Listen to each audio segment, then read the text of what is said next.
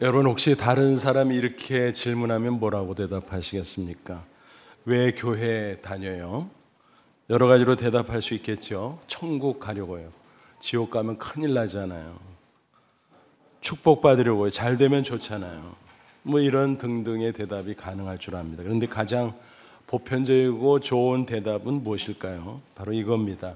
마음이 평안하잖아요. 너무 좋아요. 그렇습니다. 신앙생활하면 장차 천국에 들어가는 것도 좋고 이 세상 살면서 축복을 받는 것도 좋지만 이 세상에서나 저 천국에 가서나 공통적인 것이 있습니다. 뭘까요? 바로 평안과 안식입니다. 저도 개인적으로 신앙생활을 처음 할 때 제일 좋은 게 바로 마음의 평안이었습니다. 그전에는 무슨 걱정과 근심이 많았는지 마음이 편치 않을 때가 많았습니다. 잠자리에 들어서도 쉽게 잠들지 못할 때가 있었습니다. 몸을 뒤척거렸습니다. 그런데 예수님을 믿고 나서부터는 마음의 평안이 깃들었고 잠자리에 들면 쉽게 잠들 수 있게 됐던 것입니다. 이런 사실을 너무나도 잘 알았던 무디는 이렇게 말했습니다. 영혼의 안식, 이것은 고달픈 인생 모두가 바라고 추구하는 목표이다. 그렇지요. 마음의 평안과 안식, 그것이야말로 행복의 본질인 줄로 믿습니다. 오늘 본문 성경을 보면서 예수님께서 이렇게 좋은 평안과 안식을 주시겠다는 약속의 말씀을 발견할 수 있습니다. 아무쪼록 이 말씀을 통해서 참 안식과 평안을 받아 누리는 참 행복자가 다 되시기를 주님의 이름으로 축원합니다. 예수님은 먼저 안식과 평안을 상실한 인간의 모습을 지적하고 있습니다. 본문 28절, 우리에게 너무나 익숙한 말씀이지요. 예수님의 말씀들이 다 귀하고 귀하지만 그 중에서 자주 인용되는 아주 귀한 말씀입니다. 여기 보면 인간을 가리켜 뭐라 그래요? 수고하고 무거운 짐진 자들아. 평안과 안식을 상실한 존재라는 것입니다. 불쌍한 모습을 보고 예수님께서 측은한 마음으로 이렇게 불렀던 것입니다. 모든 인생이 그렇습니다. 저는 개인적으로 이 구절을 읽을 때마다 어린 시절 봤던 그 장면이 마치 마음속에 사진으로 찍혀 있는 것처럼 떠오르는 게 있습니다. 요즘에는 거의 볼 수 없는 모습입니다만 옛날 연탄을 떼던 시절이 있었잖아요. 그 시절 연탄 배달부의 모습이 떠오릅니다. 어린 시절 리어카에 연탄을 가득 싣고 연탄이 얼마나 무거워요. 땀을 뻘뻘 흘면서 언덕배기를 올라가는 아저씨의 모습을 보았습니다. 어린 마음에도 얼마나 짜내는지 몰랐어요. 인생이란 게 바로 이런 모습이 아닐까 그런 생각을 해봅니다. 모든 인간이 모양은 다르지만 다 힘들게 살아가죠. 이런저런 수고를 합니다. 무거운 인생의 짐들도 있습니다. 그 모습을 보고 예수님은 측은한 마음으로 수고하고 무거운 짐진 자들아 그렇게 부르셨던 것입니다. 그런데 본래부터 인간이 그렇게 고달프게 살도록 창조됐을까? 그건 전혀 아니죠. 태초에 하나님 우주 만물을 창조하시고 마지막 하나님 형상대로 인간을 창조하셨을 때의 모습은 그와 정반대 평안과 안식이 가득한 모습이었습니다. 하나님께서 함께 해주시는 가운데 그랬습니다. 이게 인류의 시조 아담의 범죄 후에 깨지고 말았던 것이죠. 창세기 3장 16절 이하를 보면 인간 타락 이후에 참상을 이렇게 묘사하고 있습니다.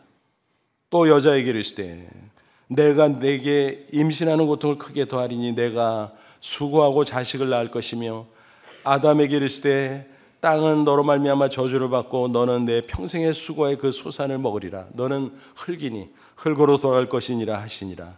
죄로 말미암아 하나님을 떠나게 된 인간에게 기쁨이어야 할 해산이 고통이 되었고 기쁨이어야 할 노동이 수고가 되었고 결국은 죽을 수밖에 없게 됐다라는 것입니다. 그래서 모세는 우리 인생을 가리켜 뭐라고 노래했죠? 시편 90편 10절 우리 연수가 70이요 강건하면 80이라도 그 연수의 자랑은 수고와 슬픔뿐이요 신속히 가니 우리가 날아가나이다.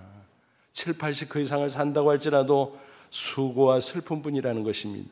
그리고 휙 하고 신속하게 지나가 버리는 인생, 그야말로 안식과 평안이 상실된 고단한 삶이 아닐 수 없다는 사실입니다. 사람들은 당연히 여기서 탈출해 보려고 무진 애를 쓰지요. 가장 손쉬운 방법으로 육신의 휴식을 취하려고 합니다. 꼭 필요하죠.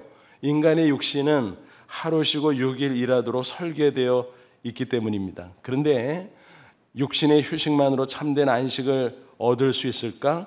그렇지 않다는 사실입니다. 왜 그럴까요?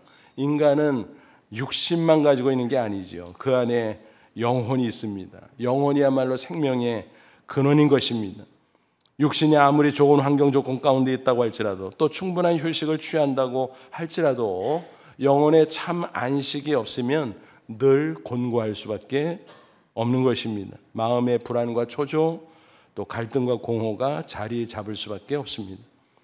많은 사람이 안타깝게 이런 이치를 모르고 자꾸 육신의 만족만을 추구합니다.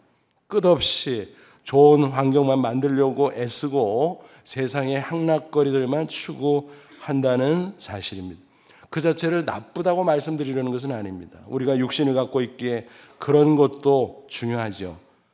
하지만 아무리 그럴지라도 안식과 평안을 얻을 수 있을까? 그건 아니라는 것입니다. 사람들이 헷갈리는 지점이 바로 이겁니다. 육신의 편리함, 영혼의 안식, 구분하지 못하는 것입니다. 그러니까 분명히 만족해야 할 것 같은데 불만족합니다. 분명히 평안해야 할 것 같은데 불안합니다. 분명히 기뻐해야 할 것 같은데 공허한 것입니다. 이처럼 참된 안식을 모르는 채 방황하는 인생들에게 예수님의 말씀을 통해 초대하십니다. 나에게 오라. 나에게 오라. 수고하고 무거운 짐진 자들아. 참된 안식의 비결을 설파해 주셨습니다. 28절 보시죠. 수고하고 무거운 짐진 자 다 내게로 오라. 내가 너희를 쉬게 하리라. 무조건 예수님께 나오라는 것입니다. 그러면 참된 안식을 주시겠다는 약속의 말씀입니다. 앞서 말씀드렸어요. 하나님이 주시는 안식이 왜 인간에게 상실됐을까? 그것은 인간의 죄 때문이죠. 다시 말하면 죄로 말미암아 하나님에게서 떠났기 때문입니다.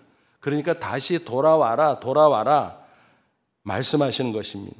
거기에 참된 안식이 있다는 것입니다. 그런데 문제가 무엇입니까? 하나님은 거룩하신 분, 의로우신 분, 따라서 죄인인 인간은 감히 가까이 나갈 수 없어요. 마치 태양을 맨눈으로 볼 수 없고 겨우 선글라스를 껴야 희미하게 볼 수 있는 것처럼 죄인인 인간은 직접 하나님을 볼 수 가까이 할 수도 없습니다. 중보자가 필요한 것입니다. 하나님과 인간 사이의 유일한 중보자, 오직 예수 그리스도 한 분인 것입니다. 예수님은 하나님의 아들이니까 거룩하고 의로우시죠. 그런데 인간의 육신을 입고 이 세상에 오셨습니다. 그리고 인간의 모든 죄를 대신 짊어지고 십자가 사형틀에 피 흘려 죽으셨습니다. 그래서 우리는 대속의 십자가 그렇게 부르는 것입니다. 그러므로 예수님은 능히 중보자의 역할을 감당할 수 있다는 사실입니다. 이사야 53장은 이사야 선지자가 예수님 성탄 700여 년 전에 예언한 말씀이죠. 그 가운데 4절 보면 이런 구절이 나와요. 그는 실로 우리의 질고를 지고 우리의 슬픔을 당하였거늘. 예수님이 이 땅에 오셔서 인간의 모든 죄와 허물 그리고 그로 인한 질고와 고통을 짊어지셨다는 것입니다. 그리고 십자가를 지셨다는 것입니다. 그 예언의 말씀이 그대로 성취됐습니다. 예수님은 이 예언대로 고난받고 십자가에 못 박혔고 죽으셨고 다시 부활하셨고 그로써 하나님의 아들 구주이심을 만천하에 증명하셨습니다. 그러므로 이제 누구든지 예수 그리스도를 구주로 믿으면 죄와 사망에서 구원받습니다. 죄 사함을 받기에 하나님과 인간 사이에 가로막힌 죄의 장벽이 무너지지요. 하나님께 나아갈 수 없었던 인간이 이제는 당당하게 하나님 앞에 나가 만날 수 있다는 사실입니다. 그때 그 영혼에 하나님으로부터 참 평안이 흘러 들어가는 것입니다. 그 평안에 대해서 예수님이 이렇게 설명해 주셨어요. 요한복음 14장 27절이지요. 평안을 너에게 끼치노니 곧 나의 평안을 너에게 주노라. 내가 너에게 주는 것은 세상이 주는 것과 같이 아니하니라. 너희는 마음에 근심하지도 말고 두려워하지도 말라. 어떤 평안을 주신다고요? 예수님의 평안. 예수님의 평안이 얼마나 대단할까요? 천국에서 흘러내려오는 예수님의 평안, 영혼 깊은 곳에 흐르고 넘치는 그 평안을 주시겠다는 것입니다. 그것은 세상 것과 다르다. 세상에서는요, 진정한 의미에서는 편안만 있을 수밖에 없어요. 외적인 환경 조건에 의해서 잠시 누리는 편안, 다시 말하면 편리함과 즐거움, 그것은 금세 사라져버리는 것입니다. 그렇습니다. 오직 십자가 앞에 나가 죄를 회개하고 예수님을 영접하는 자만이 하나님 앞에서 참 안식과 평안을 맛볼 수 있다는 사실입니다. 여러분도 잘 아시는 프랑스의 영웅 나폴레옹의 이야기입니다. 그는 한때 세계를 제패했어요. 그러던 중 워털로 전투에서 참패를 한 후 세인트 헤레나 섬으로 유배가 됩니다. 한마디로 인생 무상이지요. 기자들이 그를 만나려고 노력했지만 계속 거부를 당했습니다. 그런데 한 기자가 어렵사리 그를 만났습니다. 그리고 이렇게 물었습니다. 지나온 생애 가운데 행복했던 순간이 있었습니까? 그때는 언제였습니까? 그는 백발이 성성한 모습으로 눈물을 흘리며 이렇게 고백을 했다고 합니다. 스위스 알프스 산맥을 넘을 때였습니다. 잠시 전투가 그친 어느 주일날 아침이었습니다. 산 아래 작은 교회당에서 종소리가 울려 퍼졌습니다. 그 소리에 이끌려 교회당 안으로 들어갔는데 그때 나도 모르게 눈물이 주르르 흐르면서 최고의 행복을 맛보았습니다. 무슨 얘기예요? 천하를 호령했던 절대 권력을 가지고 있을 때도 경험하지 못했던 참 안식과 평안이 예수 그리스도 안에서 그에게 순간이나마 주어졌다라는 사실입니다. 그렇습니다.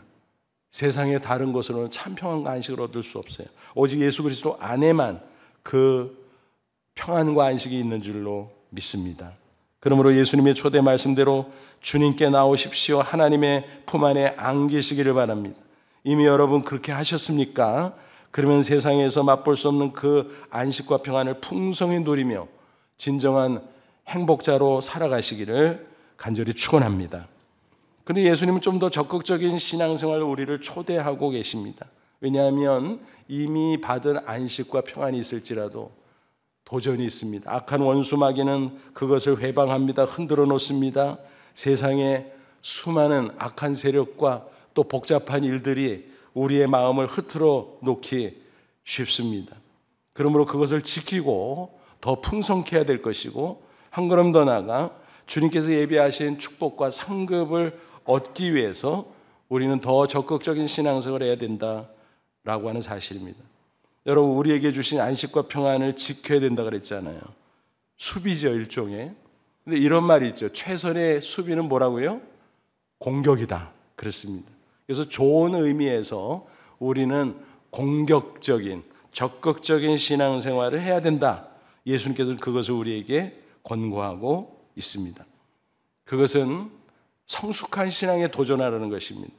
언제까지 어린아이 신앙에서 머물러 있을 것인가? 그 신앙에서 벗어나 이제는 성숙한 신앙, 장성한 분량까지 이르러야 된다고 우리에게 권고하고 있는 것입니다. 어린아기 시절에는 어떻습니까? 가장 초보적인 것만 해도 충분해요. 칭찬까지 받습니다. 그리고 만족하죠. 아기를 길러보신 분, 옆에서 지켜보신 분 다 아시죠? 아기는 3가지만 잘하면 충분해요. 칭찬도 받아요. 그 3가지가 뭐죠? 잘 먹고, 잘 싸고, 잘 자고. 그렇죠? 젖만 잘 먹으면 최고라 그래요. 야, 우리 아기 젖 잘 먹네. 응가만 잘해도 어때요? 칭찬받아요. 심지어는 어떤 분은 보여주기까지 해요. 우리 아기 이거 보라고. 보물덩어리처럼. 잠만 잘 자도 칭찬을 받습니다. 하지만 나이가 들고 점점 자라면 그 3가지로 충분할 거 아니에요? 그거는 아무것도 아니에요. 그 정도로 칭찬받지 못합니다. 어떻게 해야 돼요? 걸어야 돼요. 뛰어야 돼요. 일해야 돼요.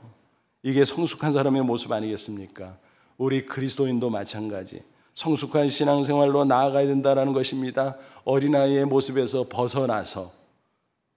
그래서 그것을 가리켜 뭐라 그래요? 제자의 길을 걸어야 된다고 말합니다. 그래서 예수님을 따르는 제자에게 그거를 제자도, discipleship이라고 말합니다. 이를 가리켜서 예수님은 이렇게 설명했어요. 누가복음 9장 23절. 또 무리가 이르되 아무든지 나를 따라오려거든. 예수님을 따르는 무리가 있었어요. 근데 너희들이 진짜 나를 믿고 따라오려면 이렇게 해야 된다. 제자는 소수라는 것을 암시하지요. 그런데 그 소수에 우리가 포함되기를 주님은 원하시는 것입니다. 아무든지 나를 따라오려거든 자기를 부인하고 날마다 제 십자가를 지고 나를 따를 것이니라. 먼저 자기 부인을 해야 된다고 그랬습니다. 이게 뭘까요? 자기 부정. 그러니까 나에 대해서 부정하는 거예요. 나는 의인이 아니라 죄인이다. 나는 유능한 사람이 아니라 무능한 자다. 나는 충분한 사람이 아니라 부족한 사람이다. 그걸 인정하라는 것입니다. 그래야 겸손하게 주님을 따라갈 수 있기 때문입니다. 자기를 부인하고 날마다 제 십자가, 자기 십자가를 지고 예수님을 따르라고 했습니다. 여기서 제 십자가는 두 가지 의미가 있을 거예요. 순종 그리고 헌신입니다.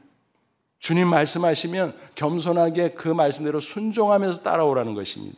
또 주님께서 맡겨주는 사명이 있으면 그것을 위해서 헌신하며 따라오라는 것입니다. 그게 바로 제자도예요. 자기를 부인하고 제 십자가를 지고 말씀에 순종하고 사명에 헌신하면서 주님을 한 걸음 한 걸음 따라가는 삶, 제자도인 것입니다. 이런 내용을 본문에서는 뭐라고 표현했나요? 29절 30절 보세요. 나는 마음이 오냐고 겸손하니 나의 멍에를 메고 내게 배우라. 예수님의 멍에를 메고 예수님을 따라가라는 거예요. 배우라는 것은. 그리하면 너희 마음이 쉼을 얻을 것이다. 예수님의 멍에를 메고 가면 안식이 있다는 거예요. 평안이 있다는 거예요. 왜냐하면 내 멍에는 쉽고 예수님의 멍에는 쉽대요. 멍에가 뭘까요? 잘 아시잖아요. 소의 목에 얹어서 수레나 전기를 연결해서 일을 시키는 기구 아닙니까? 묵직하죠. 그러니까 멍에 그러면 아이고 그거 걸어놓으면 묶이는 건데 속박인데 라고 생각하겠죠. 그렇습니다. 세상의 온갖 고통은 속박의 멍에 맞습니다. 심지어는 그런 인생의 고통에서 벗어나겠다고 종교들을 추구하는데 가만히 들여다보면 그 종교 안에 계율이 있어서 그것이 또 다른 속박을 하게 됩니다. 그러니까 벗어나지 못하는 거예요. 예수님 당시에도 그런 모습이 있었어요. 바리새인 종교 지도자들, 율법주의자는 어땠습니까? 성경 외에 쓸데없는 과도한 율법 규정을 만들어서 그게 계율이죠. 그것을 백성들에게 강요했어요. 죄인인 인간들이 그걸 어떻게 지켜요? 그것도 완벽하게 어떻게 지켜요? 말도 안 되죠. 근데 그것을 지키라고 했습니다. 지킬 수 없는 것을. 지켜야 의로워지고 지켜야 구원받는다 그랬어요. 말이 되질 않는 것입니다. 그래서 예수님께서는 죄인을 구원하기 위해 이 땅에 오신 것입니다. 십자가, 부활을 통해서 죄와 사망에서 구원하시려는 것입니다. 그게 바로 복음이죠. 기쁜 소식이죠. 그렇게 고통의 멍에 속에서 괴롭고 힘들고 방황하고 갈등할 수밖에 없는 인간에게 이제는 자유다, 해방이다. 바로 그것이 구원인 것입니다. 그 자유 안에 안식과 평안이 있는 것입니다. 그것을 우리는 예수님께 나옴으로 말미암아 이미 얻었습니다. 근데 회방이 있다 그랬잖아요. 도전이 있다 그랬잖아요. 흔들리고 또 그것이 흐트러질 수 있습니다. 그래서 우리는 그것을 지켜야만 됩니다. 그리고 더 풍성한 안식과 평안을 누리기 위해 나아가야 됩니다. 어떻게 해요? 예수님의 멍에를 메라 그랬습니다. 멍에는 속박 아니라 그랬어요. 그것은 쉬운 멍에는, 세상의 멍에는 어려운 속박의 멍에지만 예수님의 멍에는 쉬운 멍에다 그랬습니다. 예수님 당시 팔레스틴의 멍에는 아주 특이했다고 하죠. 두 마리, 구체적으로 말하면 어미소와 새끼 송아지가 함께 머리를 넣을 수 있는 쌍멍에였습니다. 그래서 같이 목을 끼우고 가면 어때요? 어미가 이끌잖아요. 그러면 새끼는 보조를 맞추며 따라가면 되는 것입니다. 그게 쉬운 거예요. 그래서 여기서 쉽다는 말은 헬라어로 크레스토스라는 단어인데 어떤 뜻인가 하면은 잘 맞다, 편하다, 어울린다 그런 뜻이에요. 그러니까 옷을 입을 때 어때요? 편하잖아요. 아, 편하다, 딱 맞다. 바로 그겁니다. 착용감이 좋다는 거예요. 그 멍에는. 이 멍에는 구체적으로 뭐예요? 말씀의 멍에입니다. 세상의 계율을 따라가고 세상의 이런저런 속박을 따라가다 보면 거기에 얽매이고 묶이고 고통을 더 당하지만 예수님의 말씀의 멍에는 어때요? 순종하면 그 안에 평안이 있고 안식이 있고 승리가 있고 축복이 있고 그렇다는 거예요. 그러니까 예수님께서 함께하는 가운데 성령의 이끄심을 통해 말씀 순종하는 게 아주 쉬워진다라는 거예요.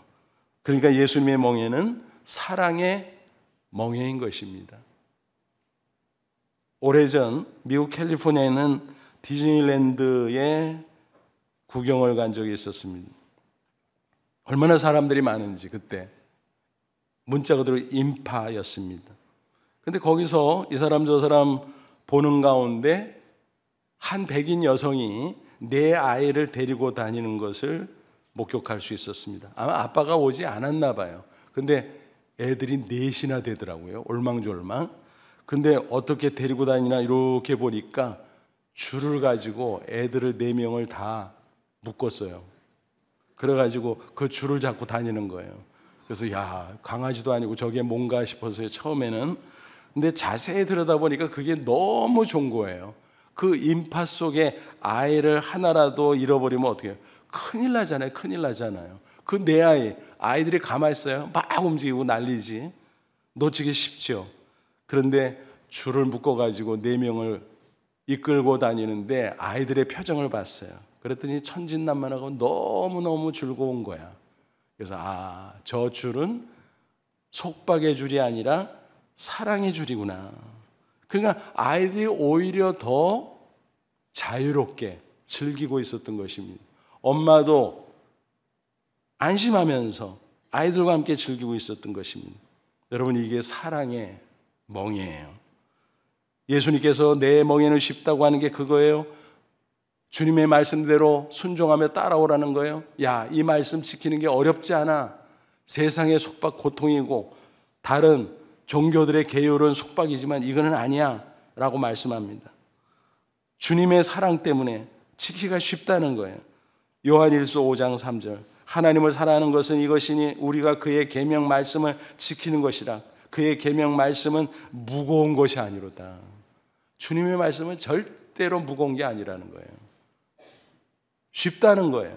성령께서 이끌어 주시고 주님께서 함께 하시고 그래서 주님의 사랑 안에서 저절로 지키게 된다는 거예요. 실제로 여러분 인간관계 속에 들으시잖아요.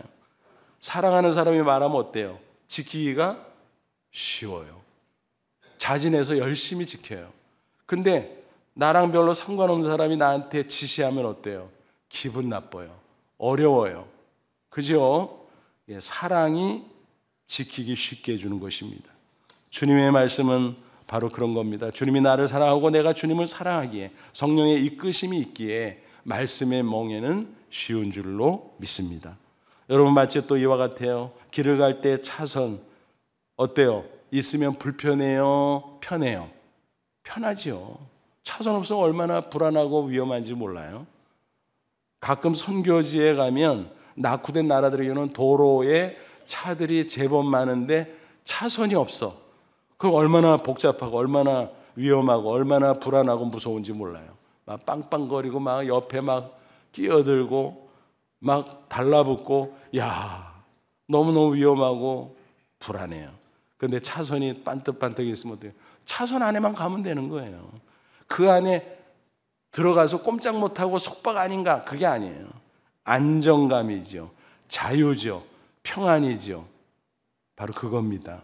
그래서 말씀에 순종하는 것은 쉬운 멍에라는 사실을 기억하십시오. 예수님도 말씀하셨어요. 요한복음 8장 31, 32절 이르시되 너희가 내 말에 거하면 참으로 내 제자가 되고 진리를 알지니 진리가 너희를 자유롭게 하리라. 말씀 안에 살다 보면 자유를 느껴요. 왜냐하면 말씀은 진리거든요. 진리가 자유케 한다 그랬어요.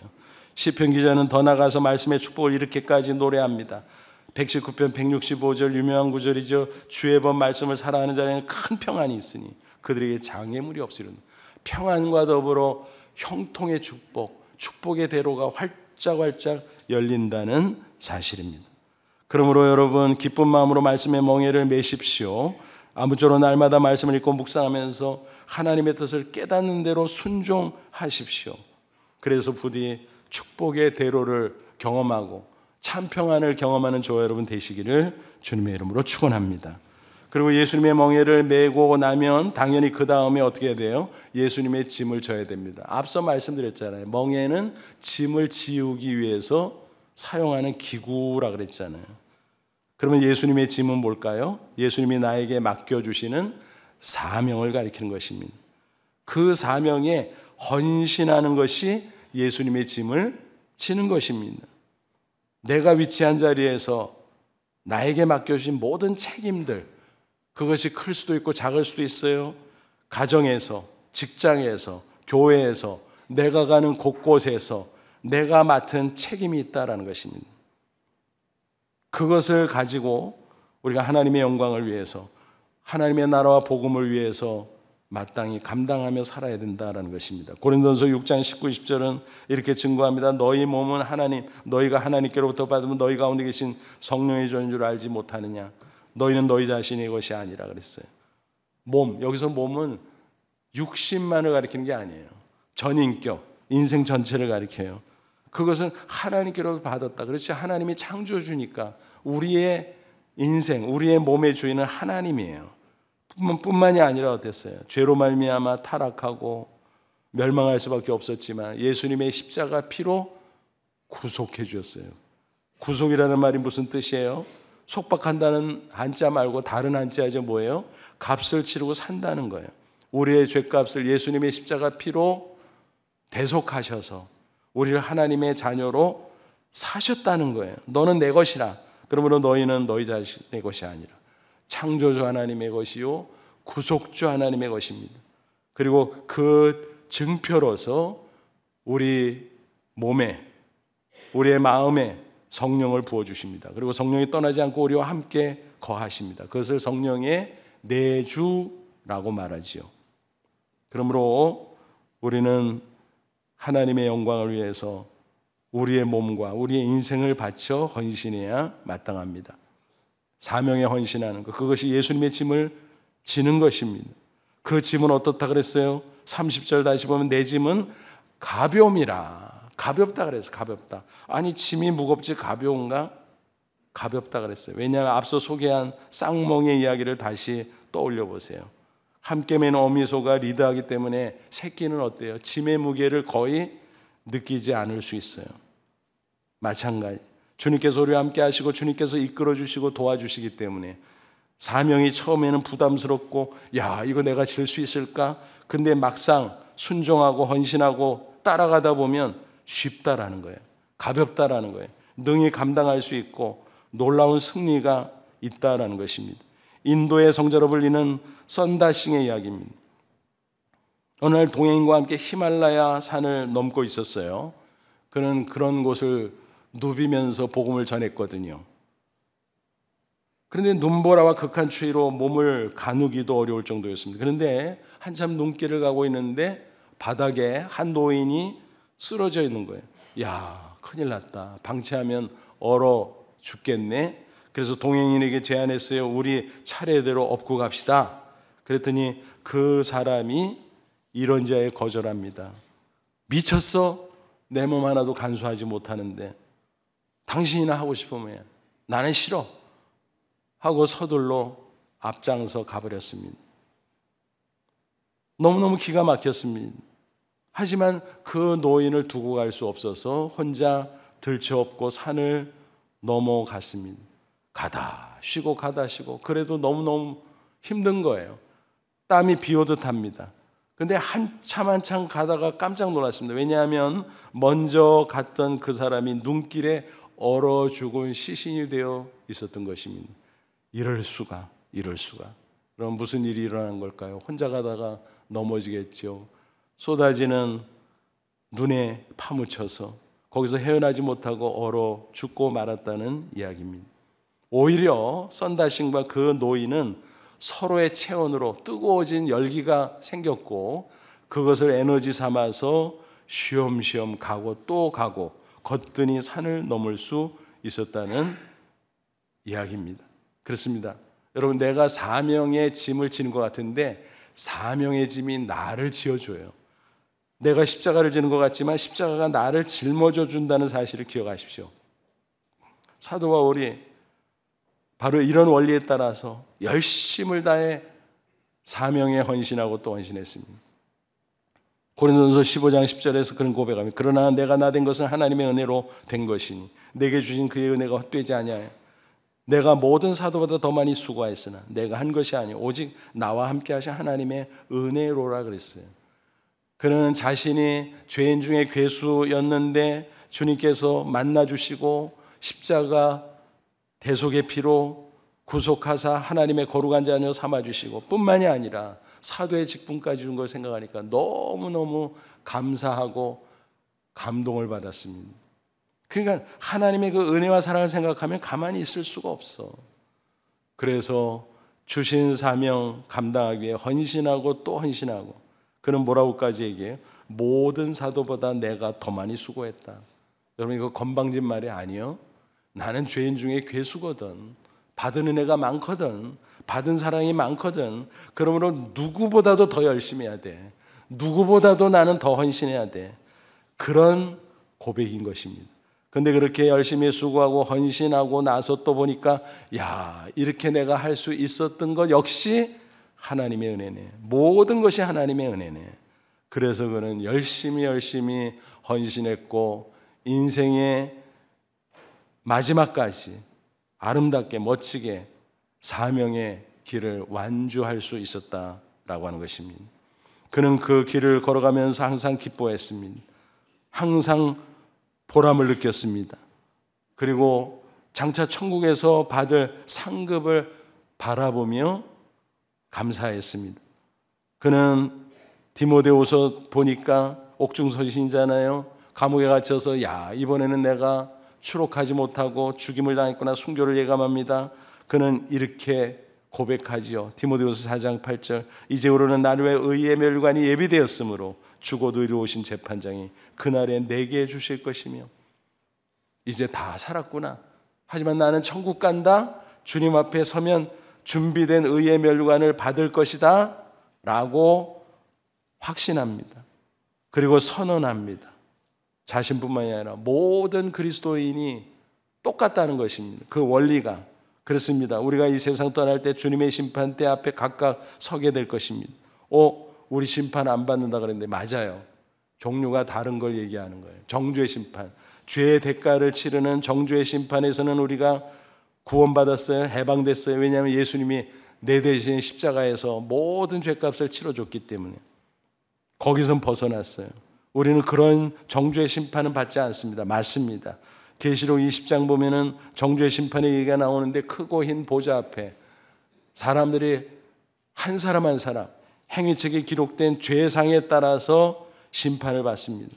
그래서 둘째 사망, 불못에 떨어져 영원한 고통을 당하게 된다고 성경은 기록하고 있습니다. 그래서 이 정죄의 심판을 일명 백보자 심판이라고 부릅니다.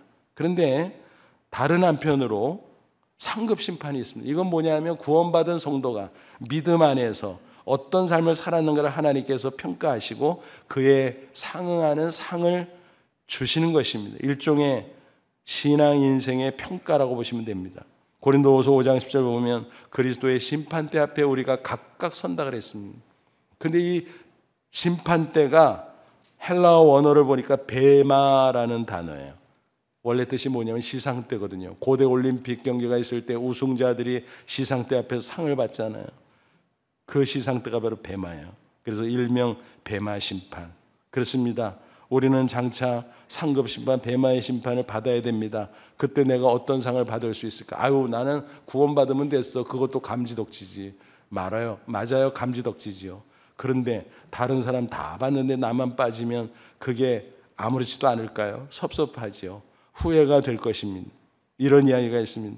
어느 건축에서 유능한 건축가가 있었어요. 오랜 세월 사장 밑에서 열심히 일했습니다. 그런데 정년 퇴임이 다가오자 자기도 모르게 느슨해졌어요.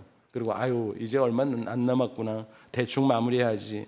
그런데 어느 날 사장이 부르더니 마지막 부탁이 있다고 말합니다. 집 한 채, 지금까지 지은 집 중에서 가장 멋있게 한 채 지어주고 퇴임하세요. 이미 그는 마음이 떠난지라 알았습니다 대답은 했지만 건성으로 했습니다. 인부도 자재도 대충 쓰면서 집을 얼른 지었습니다. 드디어 완성되던 날 사장이 찾아옵니다. 그리고 말합니다. 수고했습니다. 오랜 세월 우리 회사를 위해서 애써주셔서 정말 감사합니다. 이 집은 내가 당신에게 드리는 선물입니다. 그 건축가의 얼굴은 순간 당황하고 빨개졌습니다. 내 집이었다고? 내 집이었다고? 그러면 내가 최선을 다했을 텐데. 후회했지만 때는 이미 늦었죠. 그나마 감지덕지죠. 여러분 우리 인생도 마찬가지. 우리가 신앙생활하는 건요 집 한 채씩 짓는 것과 똑같아요. 예수 그리스도의 기초 위에 우리가 하나님께서 맡겨주신 시간과 재능과 건강과 모든 지혜와 지식과 모든 것을 총동원해서 우리가 있는 자리에서 우리에게 맡겨주신 사명을 위해서 사용하고 헌신할 때 그것이 쌓여지고 아름답고 멋진 집이 되는 것입니다. 그 집을 보고 하나님께서 우리에게 천국의 상급을 주실 줄로 믿습니다. 아니, 그 과정 속에서 우리는 기쁨과 보람을 느낄 것이고 또 하나님이 원하시면 이 땅에서 미리 우리에게 또 놀라운 축복을 주실 줄로 믿습니다. 이런 사실을 꼭 기억하시고 예수님의 짐이 내 짐이다 그렇게 여기고 잘 짊어지고 헌신함으로 기쁨과 축복과 천국의 상을 받으시기를 주님의 이름으로 축원합니다. 지금은 교회의 절기로 사순절이죠. 부활절 전 주일을 빼놓고 평일을 40일 계산한 그 기간 동안에 지키는 절기입니다. 이미 사순절 안에 우리는 들어와 있죠. 금년 부활절이 3월 31일이에요. 그러니까 30일까지 사순절이 계속됩니다. 이 기간은 예수님의 십자가 고난을 묵상하고 우리의 신앙을 다시 한번 다지는 경건의 연습을 위한 아름다운 시간입니다. 아무쪼록 오늘 말씀을 묵상하면서 주님의 초대에 응하시 바랍니다. 수고하고 무거운 짐이여 다 내게로 오라. 예수님 앞에 나아가시길 바랍니다. 하나님 품 안에 안기시기 바랍니다. 참 안식과 평안을 누리시기를 바랍니다. 그리고 그것을 지키기 위해, 그것을 더 풍성케 하기 위해, 또 주님께서 예비하신 축복과 천국의 상급을 위해서 주님 말씀하시는 대로 멍에를 메고 또 짐을 지고 나아갈 수 있기를 바랍니다. 말씀에 순종하고 사명에 헌신함으로 주님의 멍에 주님의 짐을 메고 지고 나아감으로 성숙한 신앙으로 성장하는 가운데 승리 인생, 복된 인생, 영광스러운 인생을 살아가는 저와 여러분 다 되시기를 주님의 이름으로 축원합니다. 기도하겠습니다. 이 말씀 붙잡고 기도하자. 하나님, 그렇습니다. 죄와 세상의 온갖 고통과 질고 온갖 것을 짊어지고 수고하던 우리들, 수고하고 무거운 짐이다 다 내게로 오라. 이 말씀 듣고 주님 앞에 나아가 구원받고 참 평안과 안식을 누리게 하신 것을 감사합니다. 이것을 잘 지키게 하옵소서. 더 풍성케 하기 위해서 주님의 말씀에 순종하며 주신 사명 감당할 수 있도록 도와주옵소서. 쉬운 멍에이기에 가벼운 짐이기에 기쁨으로 감당하게 하옵소서. 우리 다 같이 간절한 마음으로 잠시 기도합니다. 하나님 아버지 은혜와 사랑을 진심으로 감사합니다. 이 시간 주의 말씀으로 우리를 가르쳐 주시고 격려해 주심을 감사합니다. 수고하고 무거운 짐진 자였던 우리를 구원해 주시고 참 평안과 안식을 주신 것을 감사합니다. 우리가 이것을 잘 지키게 하시고 더 풍성케 하기 위해 주님 말씀대로 쉬운 멍에 말씀의 멍에를 지키게 하옵소서. 순종하게 하옵소서. 주님의 말씀대로 가벼운 짐 우리에게 맡겨주신 사명 우리가 무겁다 하지 말고 잘 감당하게 하옵소서. 그래서 기쁨이 넘치고 보람이 넘치고 또 하나님의 예배하신 축복도 경험하고 장차 천국에 들어갔을 때 잘했다 칭찬받고 하늘의 멸류관을 받는 저희들 다 되게 해 주시옵소서. 예수님의 이름으로 기도하옵나이다. 아멘.